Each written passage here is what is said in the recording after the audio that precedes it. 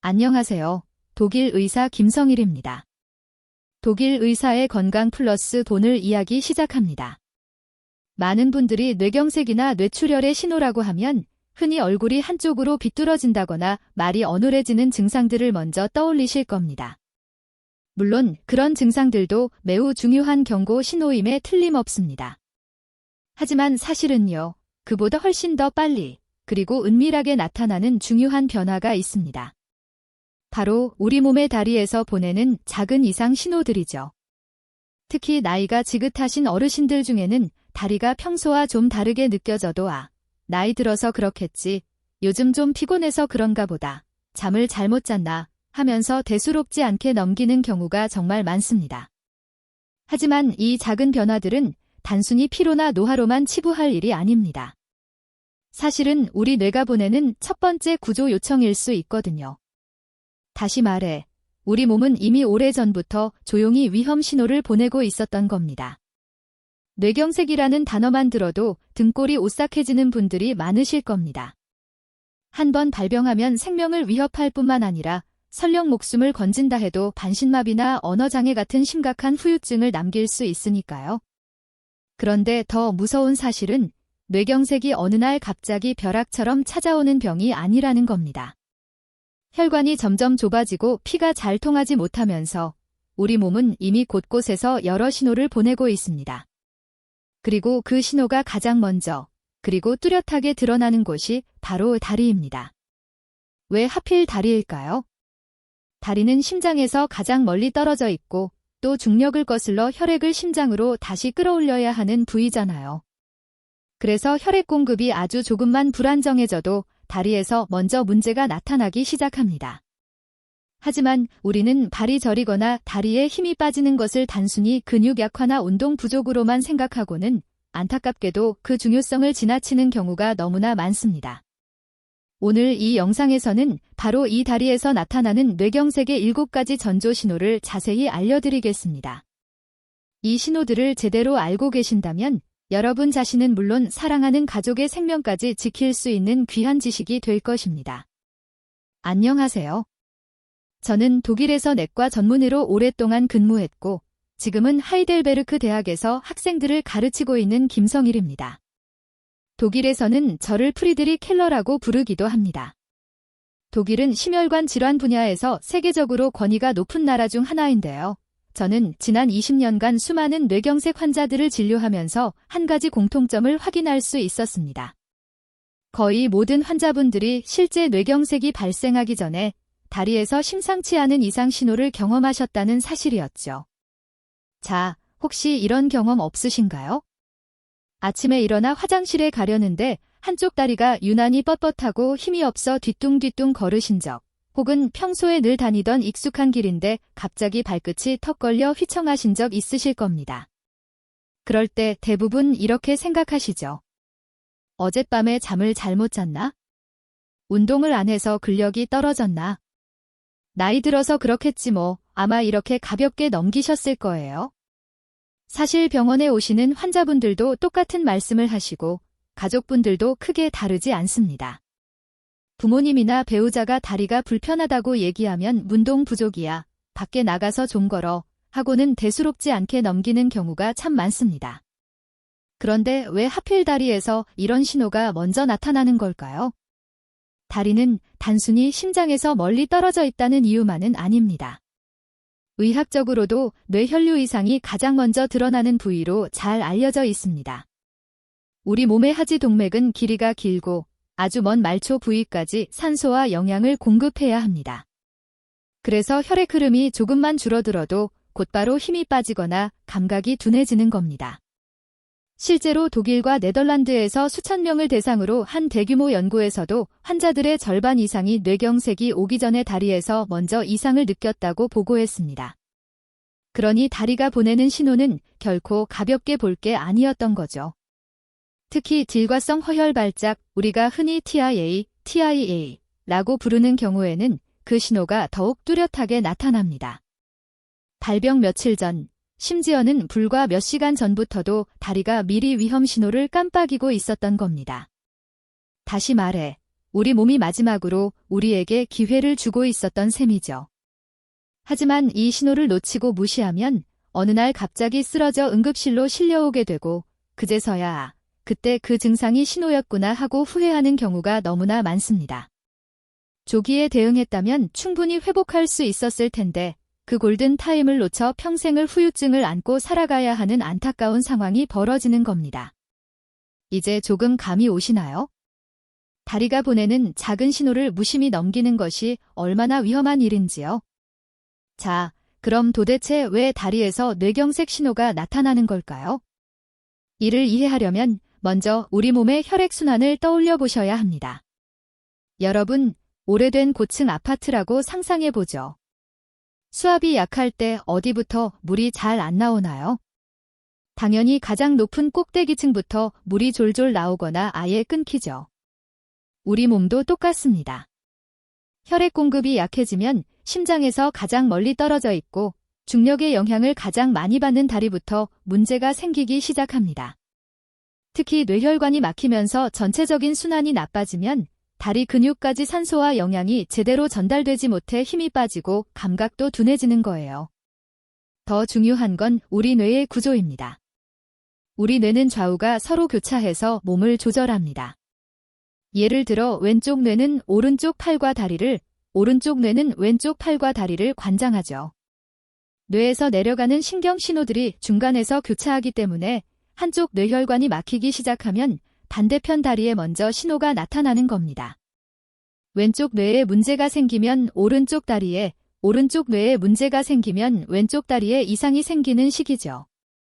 게다가 다리는 걷기, 균형 잡기, 체중 지탱하기 같은 복잡한 일들을 동시에 수행하고 있기 때문에 뇌에 아주 작은 이상도 금방 티가 나게 됩니다. 쉽게 말해, 뇌에 문제가 생겼을 때 얼굴보다 다리에서 먼저 반응이 나타나는 경우가 많은 건 뇌가 이처럼 교차 신호 체계를 가지고 있기 때문입니다. 그러니 다리는 우리 뇌 건강에 아주 중요한 조기 경보 역할을 한다고 보시면 됩니다. 여기서 제가 독일에서 실제로 진료했던 두 분의 이야기를 들려드리겠습니다. 한 분은 다리에서 온 신호를 제대로 알아채고 건강을 되찾으신 분이고 또 한 분은 안타깝게도 그 신호를 무시하다가 평생 불편을 안고 살아가셔야 했던 분이었습니다. 먼저 독일에서 진료했던 68세 남성 하일리 슈미트 씨의 이야기입니다. 이분은 약 3주 전부터 오른쪽 다리에 자꾸 힘이 빠지는 것을 느끼셨다고 해요. 하지만 본인 스스로는 나이 들어서 그렇겠지 하고 대수롭지 않게 넘기셨죠. 그러던 어느 날 따님이 아버지와 함께 마트에 장을 보러 갔다가 이상함을 눈치챘습니다. 평소에는 씩씩하게 잘 걸으시던 아버지가 계산대 앞에서 갑자기 다리에 힘이 풀려 주저앉을 뻔한 겁니다. 그 모습을 본 따님은 이건 그냥 나이가 아니다 싶어 바로 병원으로 모시고 오셨습니다. 검사 결과 왼쪽 뇌혈관이 70%가량 막혀 있는 것이 확인되었습니다. 만약 발견이 늦었다면 몇 주 안에 큰 뇌경색으로 이어졌을 가능성이 매우 높았습니다. 하지만 다행히도 조기에 치료를 시작하여 약물과 생활 습관을 교정하면서 무사히 회복하실 수 있었습니다. 이와 반대로 72세 여성 환자분인 게르트루트 베커 씨의 경우는 너무 늦게 발견된 안타까운 사례였습니다. 그분은 일주일 전부터 왼쪽 다리가 저리고 힘이 빠지는 증상을 반복적으로 호소하셨습니다. 하지만 가족들은 그저 나이가 들어서 생기는 자연스러운 현상쯤으로 생각했습니다. 운동이 부족해서 그렇다고 여기며 조금 더 걸으라고 권하기만 했고 정작 다리의 불편함을 심각하게 받아들이지는 않았습니다. 그러던 어느 날 아침, 부엌에서 아침 식사를 준비하시다가 갑자기 쓰러지셨습니다. 가족들이 놀라 급히 응급실로 모시고 왔을 때는 이미 오른쪽 뇌에 큰 경색이 진행된 상태였습니다. 결국 왼쪽 반신마비가 남아 평생 휠체어에 의존하며 살아가셔야 했습니다. 조금만 더 일찍 신호를 알아채고 병원에 오셨다면 결과는 달라졌을 텐데 너무나 안타까운 경우였죠. 이런 이야기가 단순히 몇몇 사례에 불과할까요? 아닙니다. 다리가 보내는 신호는 결코 우연이 아니라는 겁니다. 그리고 여기서 가장 무서운 사실은 뇌가 버틸 수 있는 시간이 생각보다 터무니없이 짧다는 겁니다. 뇌경색의 골든 타임은 고작 4시간 남짓. 이 시간을 놓치면 수억 개의 뇌세포가 회복 불가능한 손상을 입게 됩니다. 더 무서운 건 우리가 흔히 일과성 허혈 발작이라고 부르는 증상입니다. 이름이 생소하시죠? 쉽게 말해 뇌혈관이 잠깐 막혔다가 다시 뚫리면서 나타나는 질시적인 뇌경색 신호입니다.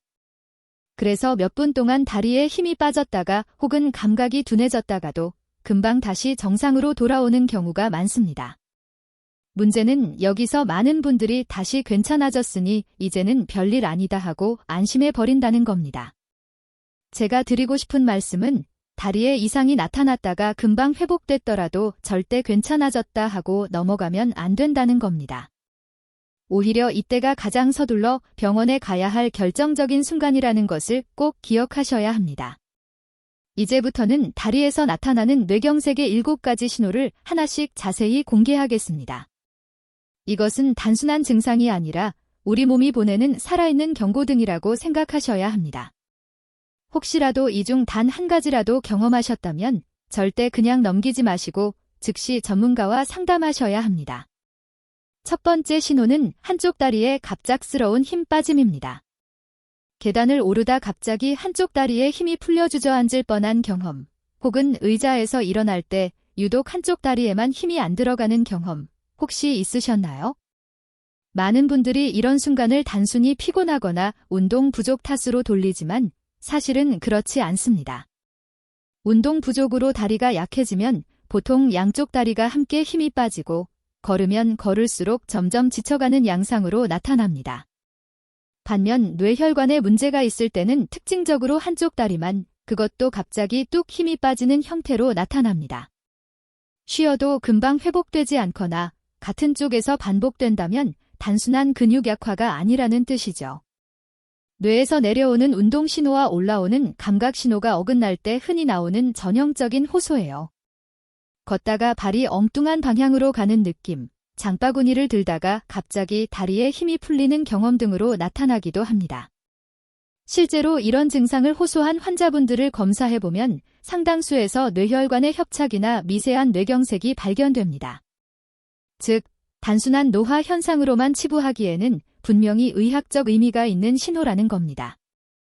두 번째 신호는 다리의 저림과 감각 이상입니다. 발바닥이 무뎌져 뜨겁고 차가운 것을 잘 구별하지 못하거나 촉감이 둔해지는 경우가 있습니다. 많은 분들이 이렇게 표현하세요. 맨발인데 양말을 신은 것 같아요. 발바닥에 솜을 깔고 걷는 느낌입니다. 여기서 중요한 건 이런 저림이 단순히 말초신경 문제와는 다르다는 점입니다.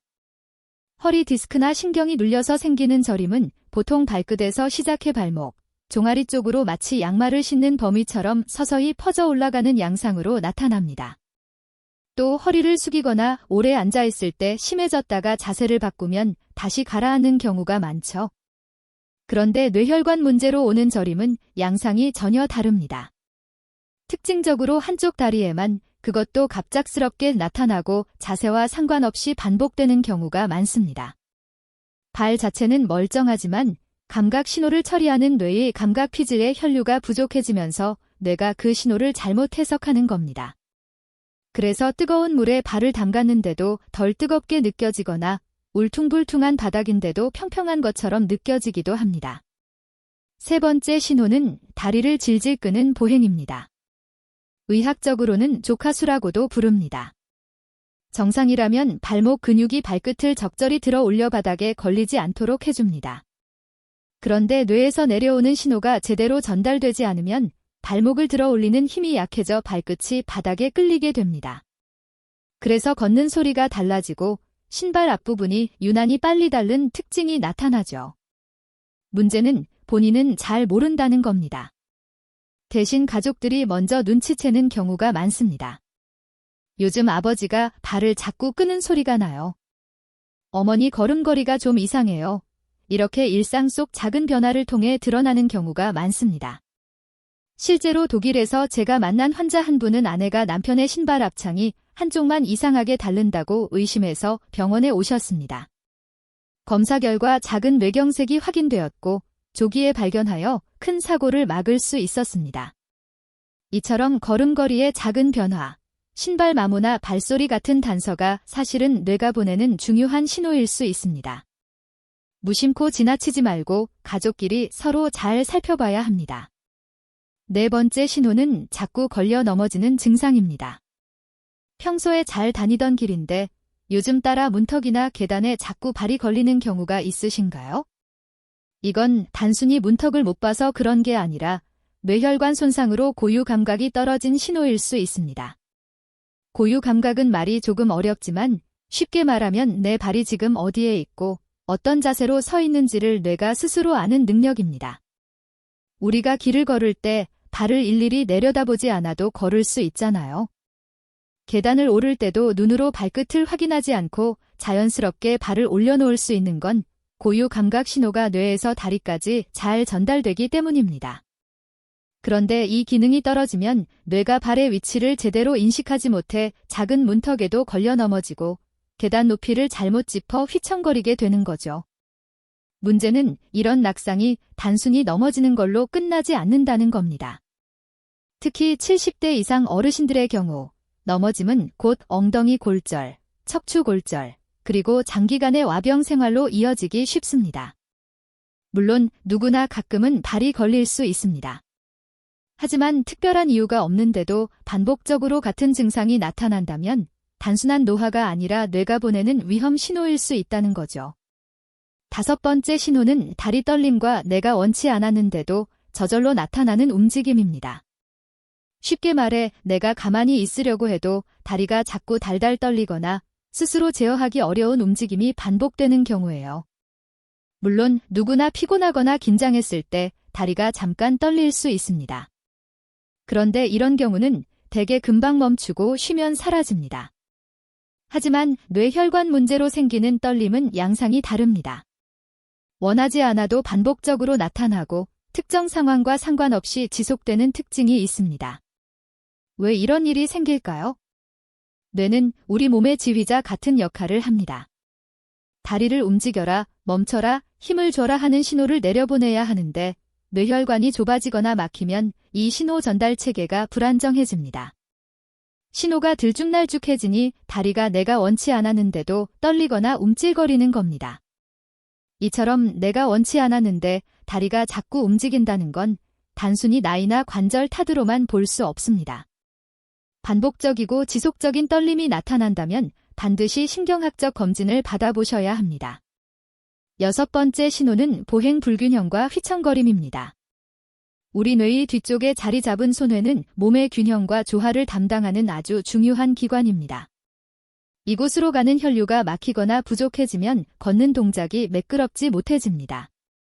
중심을 잡지 못하고 몸이 한쪽으로 기울거나 발이 제자리에서 꼬이듯 움직이는 거죠.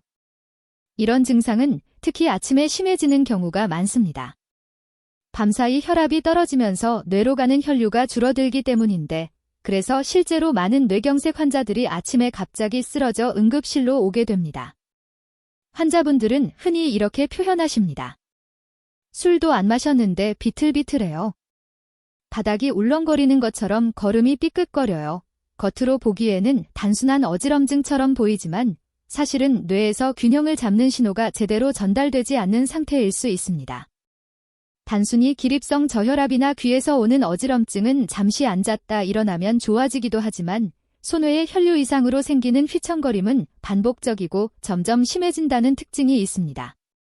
따라서 특별한 이유가 없는데도 걷기만 하면 몸이 한쪽으로 기우뚱하거나 중심을 못 잡고 휘청거린다면 반드시 뇌의 이상 신호를 의심하셔야 합니다. 일곱 번째 신호는 질시적 증상 후 회복입니다. 의학적으로는 일과성 허혈 발작 즉 TIA라고 부르죠. 앞에서 잠깐 말씀드렸던 부분인데요. 이번에는 조금 더 자세히 짚어드리겠습니다. 이것은 뇌혈관이 잠시 막혔다가 다시 열리면서 나타나는 현상입니다. 그래서 몇 분에서 수십 분 동안 다리에 힘이 빠졌다가 감각이 둔해졌다가도 금방 회복될 수 있습니다. 문제는 많은 분들이 다시 괜찮아졌으니 이제는 별일 아니다 하고 안심해 버린다는 겁니다. 하지만 사실 이게 가장 위험합니다. 연구에 따르면 TIA를 경험한 환자의 75%가 3개월 이내에 실제 뇌경색으로 진행하며 그중 절반은 단 48시간 안에 발병합니다.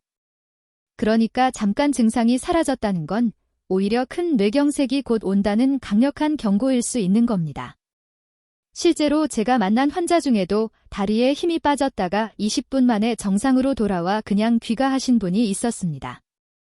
다행히 가족분들이 불안하다며 다음날 병원에 모시고 와서 작은 뇌경색을 조기에 발견하고 치료할 수 있었지만 그렇지 않았다면 며칠 안에 큰 뇌경색으로 이어졌을 가능성이 높았습니다. 자, 이렇게 다리에서 나타나는 뇌경색의 7가지 전조 신호를 자세히 살펴봤습니다.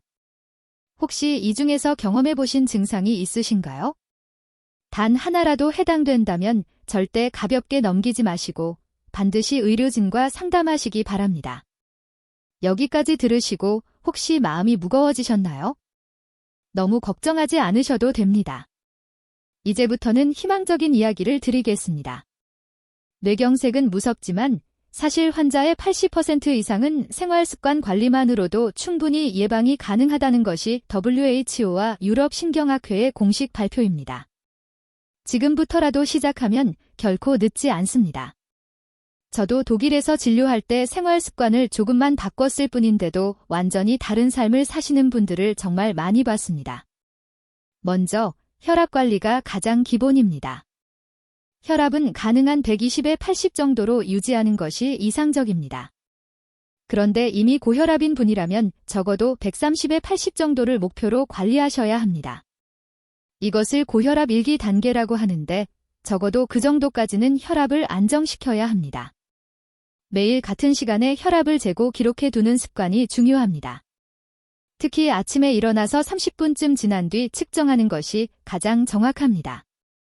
혈압이 높아지면 혈관벽에 작은 상처가 생기고 그 자리에 콜레스테롤이 달라붙으면서 혈관이 점점 좁아지게 됩니다. 이런 과정이 반복되면 결국 혈관이 막혀 뇌경색으로 이어질 수 있는 거죠. 다음은 혈당 관리입니다. 건강한 분들은 공복 혈당은 100 미만, 식후 2시간 혈당은 140 미만을 유지하는 것이 이상적입니다. 이미 당뇨가 있으신 분들은 의사와 상의하여 관리 목표치를 정해야 하지만 일반적으로는 공복 혈당 130 미만, 식후 2시간 180 미만을 권장합니다. 왜 이것이 중요할까요? 혈당이 높으면 혈관벽이 점점 손상되고 그 결과 뇌경색 위험이 최소 3배 이상 높아집니다. 그래서 당뇨 환자분들은 혈당 조절이 곧 뇌혈관 보호라고 생각하시고 꾸준히 관리하셔야 합니다. 콜레스테롤 관리도 빼놓을 수 없습니다. 특히 LDL 콜레스테롤, 흔히 나쁜 콜레스테롤이라고 부르는 수치를 낮추는 것이 핵심입니다. 왜냐하면 LDL은 혈관벽에 달라붙어 기름 찌꺼기를 만들고 결국 혈관을 좁히거나 막아버리기 때문입니다. 반대로 HDL 콜레스테롤은 혈관 속에 쌓인 LDL을 청소하는 역할을 해서 좋은 콜레스테롤이라고 부르죠. 그렇다면 어떻게 해야 할까요? 우선 포화지방이 많은 기름진 음식, 가공육, 튀김류는 줄이시는 것이 좋습니다. 대신 오메가3가 풍부한 등푸른 생선을 일주일에 2~3번 챙겨 드세요. 연어나 고등어, 청어 같은 음식이 대표적입니다. 또 호두, 아몬드, 아마씨 같은 견과류, 올리브유나 카놀라유처럼 불포화지방이 많은 기름은 LDL을 낮추고 HDL을 높이는 데 도움이 됩니다. 채소와 과일도 잊지 마세요. 특히 녹황색 채소와 베리류에는 항산화 성분이 풍부해서 혈관벽을 튼튼하게 지켜줍니다. 운동도 빠질 수 없습니다. 가장 좋은 건 빠르게 걷기입니다. 하루 30분, 주 5회 정도면 충분합니다. 옆 사람과 대화는 가능하지만 노래 부르기는 어려운 정도의 속도, 이게 적당한 빠른 걸음입니다. 이 정도만 꾸준히 해도 혈액순환이 확연히 좋아집니다. 생활 습관 중에서는 금연이 가장 중요합니다. 담배는 혈관을 직접적으로 손상시키니까요. 술은 남성은 하루 2잔, 여성은 1잔 이하로만 드시는 것이 안전합니다. 그리고 충분한 수면도 꼭 챙기셔야 해요. 잠이 부족하면 혈압과 혈당이 모두 올라갑니다. 이제 집에서 스스로 해볼 수 있는 간단한 자가 체크법을 알려드리겠습니다. 하루 3분이면 충분합니다. 첫째, 의자에 앉아 팔짱을 끼고 일어나 보세요. 양쪽 다리 힘이 균형 있게 들어가는지 확인하는 겁니다. 둘째, 눈을 감고 제자리에서 30초 동안 서 보세요. 중심을 잘 잡을 수 있는지 체크할 수 있습니다.